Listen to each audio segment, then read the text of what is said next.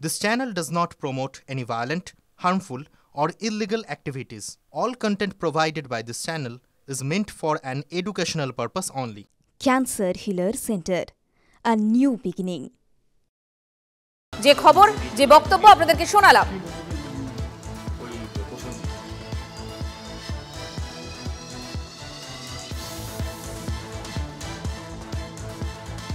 আসছি পরের খবরে। খুনের আশঙ্কায় ঘুম উড়ল খোদ শাসক নেতার। নিরাপত্তাহীনতায় ভুগছেন বীরভূমের তৃণমূল অঞ্চল সভাপতি। পুরনো খুনের মামলায় জামিন পাওয়া দুষ্কৃতীদের হুমকি, বোমা মেরে উড়িয়ে দেওয়ার হুমকি তৃণমূল নেতা সাহিল কাজীকে। কি হুমকি তিনি দিয়েছেন, এই মুহূর্তের ঘটনাটাই বা কি, বোঝার চেষ্টা করব। হিমাদ্রি আমাদের সঙ্গে রয়েছেন, আমাদের প্রতিনিধি। হিমাদ্রি, দেখো 2016 সাল থেকে দায়িত্বে রয়েছেন অঞ্চল সভাপতি সাহিল কাজী। তিনি অভিযোগ করছেন যে তাকে খুন করা হবে, তাকে বোমা মেরে দেওয়া হবে তার গাড়িতে, এমনটাই কিন্তু বারবার তার কাছে হুমকি আসছে।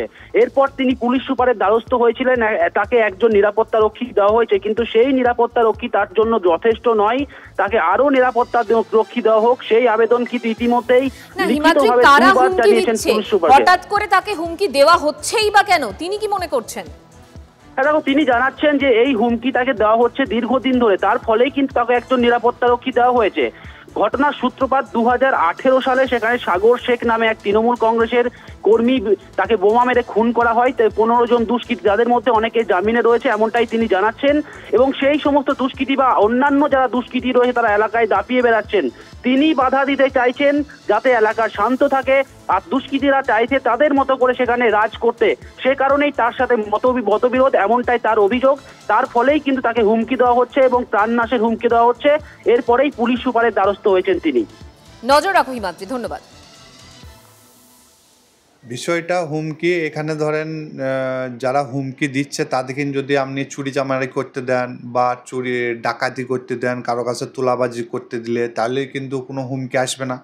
এইগুলো আমরা প্রতিবাদ করছি, বা এই ধরনের আমরা নোংরামোর দিকে যাব, কাউকে করতে দিচ্ছি না, টাকা তুলতে দিচ্ছি না, আমরা হুমকি দিতে দিচ্ছি না কাউকে। এইসব মানে সাগর মরে যাওয়ার পর থেকে এই ঘটনাটা প্রচণ্ডভাবে আমাকে প্রেসার গিট কেস তুলে নেওয়ার জন্য, বা কোনো সাক্ষী যেন না যায়, এই ধরনের আমার কাছে হুমকি সপ্তাহে 2 দিন করে আমার কাছে আছে। যে কোনো হুমকি, মানে প্রাণের হুমকি, বোম দিয়ে গাড়ি উড়িয়ে দেবো, এই ধরনের হুমকি আমার কাছে আসতেই থাকে। আর আমি অভিযোগ থানাতে এসপি সাহেবকে আমি বলতেই থাকি, বা আমি অভিযোগ লিখিত হিসাবে এবার মুখে বলতাম, এবার লিখিত হিসাবে আমি কিন্তু সব দপ্তরে আমি কিন্তু চিঠি করেছি। আমি মুখ্যমন্ত্রীকেও চিঠি করেছি, বিষয়টা আমি লিখিতভাবে জানিয়েছি। মানে বিষয়টা একটা দিন দিন এবার খারাপ জায়গায় আসছে, তার জন্য আমাকে যেভাবে আমি বিষয়টা যেভাবে আমি বুঝতে পারছি যে এখানে আরও অশান্তি হওয়ার চেষ্টা করছে। দিনহাটায় আবার বেলাগাম তৃণমূলের ছাত্রনেতা। বেশি বাড়াবাড়ি করলে মেরে ঘরে ঢুকিয়ে দেব, হাতা গোটালে ওরা রাস্তায় নামতে পারবে না। প্রকাশ্য সভা থেকে এসএফআই কে হুঁশিয়ারি দিচ্ছেন টিএমসিপি নেতা আমির আলম। অক্সফোর্ডের মুখ্যমন্ত্রী ভাষণের সময় প্রশ্ন করার প্রতিবাদে পথসভা করে টিএমসিপি। বুকের পাটা থাকলে ময়দানে নেমে লড়াইয়ের চ্যালেঞ্জ টিএমসিপি।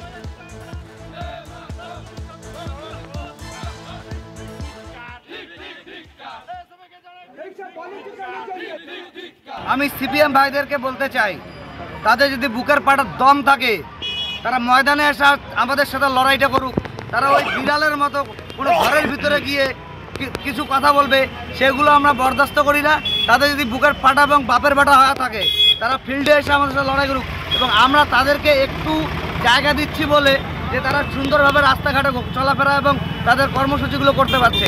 আমরা যখন হাত গুটিয়ে নেব, আমরা যখন একদম কেলাতে শুরু করব, তখন তারা আর দিনহাটার মার্কেটে এবং সারা পশ্চিমবঙ্গের মার্কেটে কোথাও খুঁজে পাওয়া যাবে না। তাদেরকে বলবো খুব সাবধানে, তোমাদের যতটুকু ছাড় দেওয়া হয়েছে আপনারা সেইভাবে চলাফেরা করুন। তার থেকে যদি বেশি বাড়াবাড়ি করার চেষ্টা করেন, একদম কেলিয়ে একদম ঘরে ঢুকিয়ে দেবো। হাত গুটিয়ে মারার কথা বলছেন, বাড়াবাড়ি করলে মেরে ঘরে ঢুকিয়ে দেবার কথা বলছেন টিএমসিপি নেতা।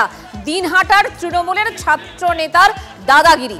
প্রকাশ্য সভা থেকে এসএফআই কে হুঁশিয়ারি টিএমসিপি নেতা আমির আলমের। অক্সফোর্ডে মুখ্যমন্ত্রীর ভাষণের সময় প্রশ্ন করার প্রতিবাদে পথসভা করে টিএমসিপি। সেখানেই এই বক্তব্য। বুকের বাটা থাকলে ময়দানে নেমে লড়াইয়ের চ্যালেঞ্জ টিএমসিপি।